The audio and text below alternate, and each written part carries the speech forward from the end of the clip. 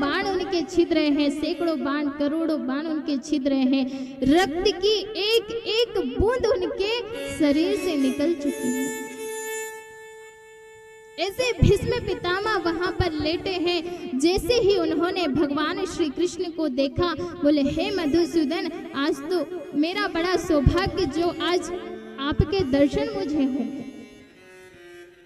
भगवान श्री कृष्ण पांचों पांडवों और द्रौपदी को लेकर के उनके पास आ गए।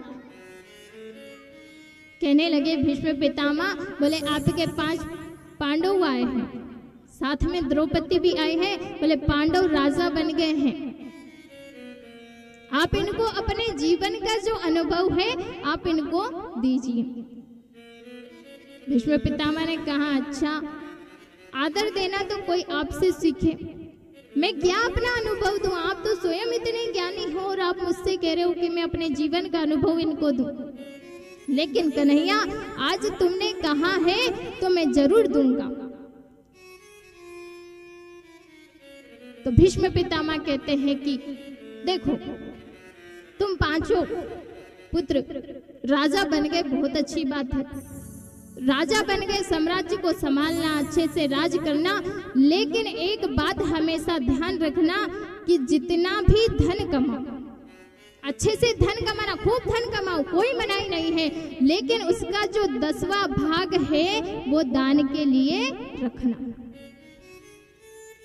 तन पवित्र सेवा किए, धन पवित्र कर दान, और मन पवित्र हरि भजन सो होत त्रिविध कल्याण।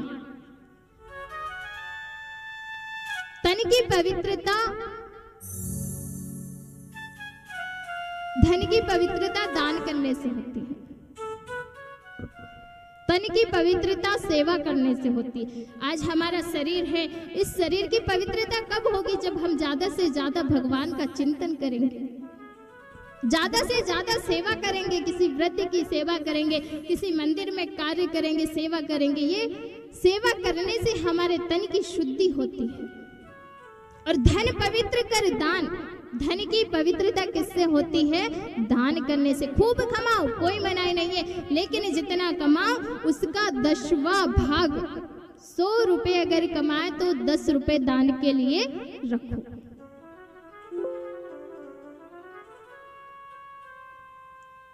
अगर हम लोग ऐसा नहीं करेंगे तो फिर वो धन वैसे ही नष्ट हो जाएगा। आज हमने जोड़ जोड़ के धन रख लिया, लाखों करोड़ों रुपए हमारे पास जमा हो गए, लेकिन जरा सोचो कि क्या हम उस धन को करेंगे क्या? हमारा तो 1 मिनट का पता नहीं है, अभी बैठकर कथा सुन रहे हो, कुछ पता नहीं। और जो धन है हम अपने बच्चों के लिए जोड़ते हैं, तो बच्चे उस धन को क्या करेंगे कि मेरे माता पिता ने जोड़ के रखा है, हमें तो धन कमाने की जरूरत ही नहीं है, तो वो उसको फिर बिगाड़ देगा। उस धन को बिगाड़ना आरंभ कर देगा तो वो खुद भी बिगड़ना आरंभ हो जाएगा और धन को भी बिगाड़ देगा। कभी भी अपने बच्चों के लिए धन मत जोड़ो। वो अगर स्वयं संस्कारवान होगा तो वो खुद स्वयं अपने उससे अपनी प्रतिष्ठा मान सबसे वहां स्वयं धन कमा सकता है।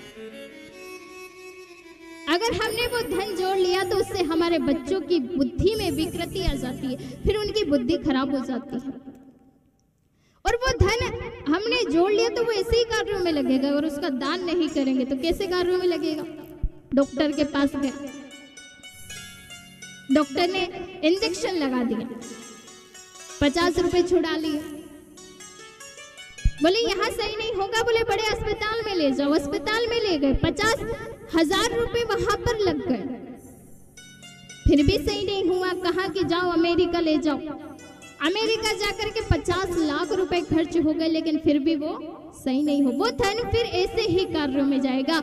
इसलिए उस धन को 10वां भाग दान के लिए रखो, और जहां मंदिर नहीं हो वहां पर मंदिर बनाने के लिए दान करो, जहां शिक्षा नहीं मिलती हो वहां शिक्षा के लिए दान करो। और ऐसे बहुत सी जगह है जहां हम दान कर सकते हैं। गौशाला में दान करो, कोई भगवत कार्य होता है तो वहां पर दान करो।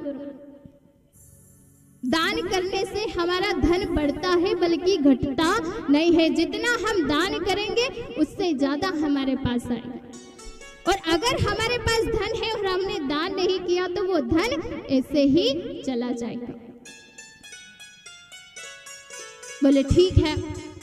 और दूसरी बात भीष्म पितामह पांडवों से कहते हैं, दूसरी बात ध्यान रखना कि अपनी आंखों के सामने कभी भी पाप होते हुए मत देखना। अपनी आंखों के सामने कभी पाप होते हुए मत देखना। जैसे ही भीष्म पितामह ने कहा तो जो द्रौपदी खड़ी थी बीच में हंस पड़ी। अब द्रौपदी क्यों हंसी?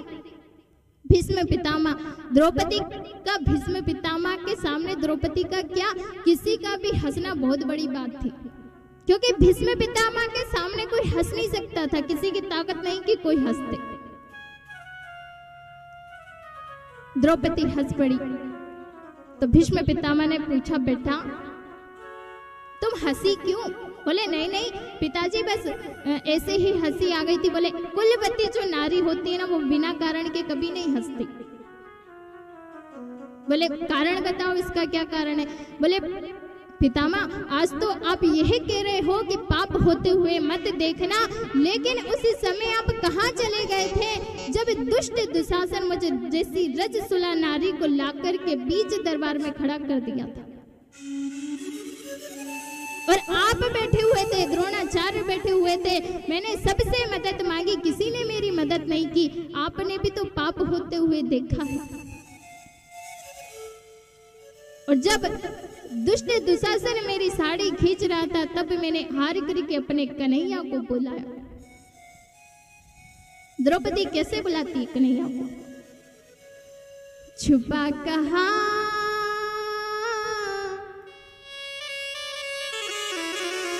आजा छलिया,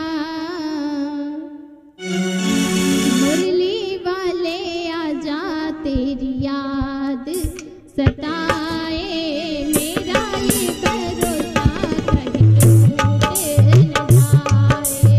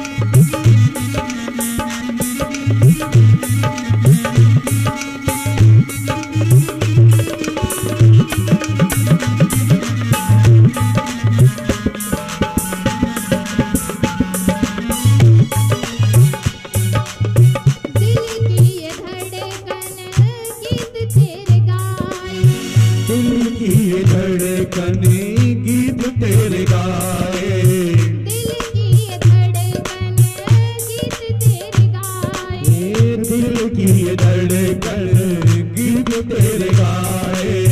नैना हमारे पिया रस्ता निहारे, मेरा बुलाए पिया रस्ता निहारे, नैना हमारे पिया रस्ता निहारे, नैना हमारे पिया रस्ता निहारे। कैसे समझाऊं कोई नहीं मेरा तेरे सिवा। ताली बजाओ। किस किस को मुरली वाले को बुलाना है? बुलाना है नहीं बुलाना है? छोड़ देते नहीं बुलाते? हाँ बुलाए? अच्छा आप बोल दो बुलाए कि नहीं बुलाए, जरा तेज आवाज में तो उठा के जरा दोनों हाथ। अरे मुरली वाले आजा तेरी याद सताए, मेरा ये भरोसा कहीं मुरली वाले आ जाए तेरी याद सताए, मेरा ये भरोसा है तू मुरली वाले आजा तेरी याद सताए, मेरा ये भरोसा कहीं मुरली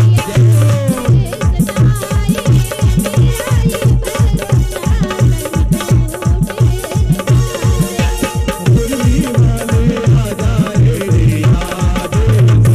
आ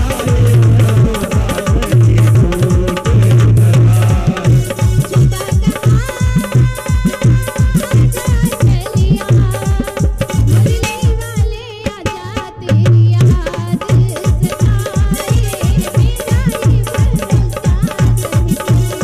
चलिया, मुरली वाले आजा तेरी याद सताए, मेरा ये भरोसा कहीं मुरली वाले आ जाए तेरी याद सताए, मेरा ये भरोसा कहीं टूट न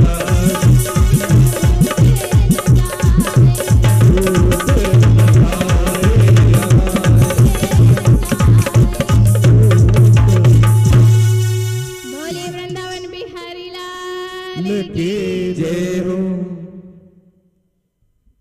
तो द्रौपदी ने हार करके भगवान कन्हैया को बुलाया। मेरे कन्हैया आए और साड़ी को बढ़ाया। सारी बिच नारी है कि नारी बिच सारी है, सारी ही की नारी है कि नारी ही की सारी है। पता ही नहीं चला। मेरे कन्हैया ने आकर के द्रौपदी की रक्षा कर दी। भीष्म पितामह ने सुना बेटा सही कह रही हो, लेकिन उस समय भीष्म पितामह की आंखों में आंसू आ गए, जोर जोर से रोने लगे। भीष्म पितामह जो कभी किसी के सामने नहीं रोया, आज द्रौपदी के सामने रोने लगे। कह रहे हैं कि मैंने उस समय कौरवों का दूषित अन्न खाया और अन्न खाने से मेरी बुद्धि भ्रष्ट हो गई थी, और ये उसी पाप की बदौलत है कि आज मुझे 54 दिन की सरसैया मिली है। मुझे तो इच्छा मृत्यु का वरदान प्राप्त है कि जब भी मैं चाहूं तब मैं अपनी इच्छा से मर सकता हूं।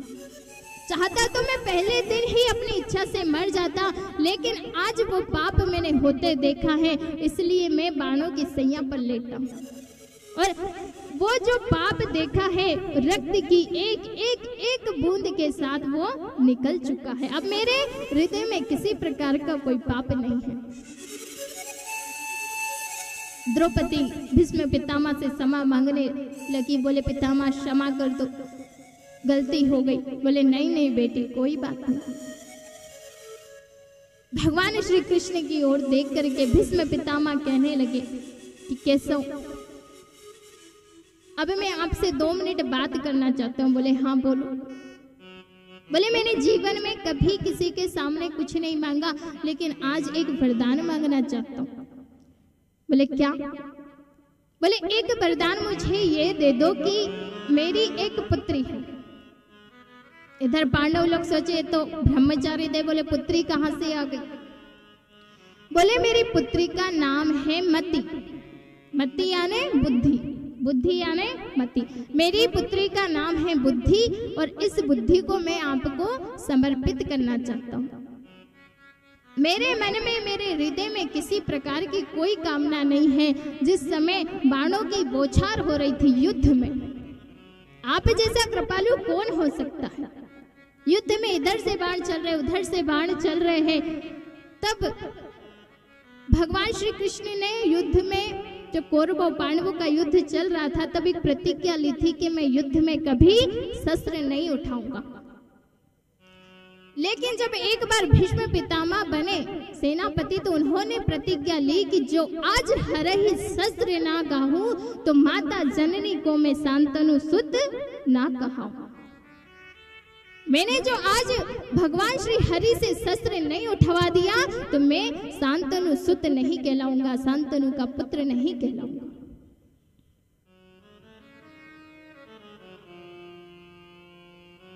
जब युद्ध चल रहा था, उस समय जब अर्जुन के बाजूबंद टूट पड़े, मुकुट गिर गया, भीष्म पितामह बाणों की बौछार कर रहे हैं। 2-4 बाण भगवान श्री कृष्ण के चरणों में भी लगे, क्योंकि भगवान श्री कृष्ण अर्जुन का जो रथ है वो चला रहे थे सारथी बन करके।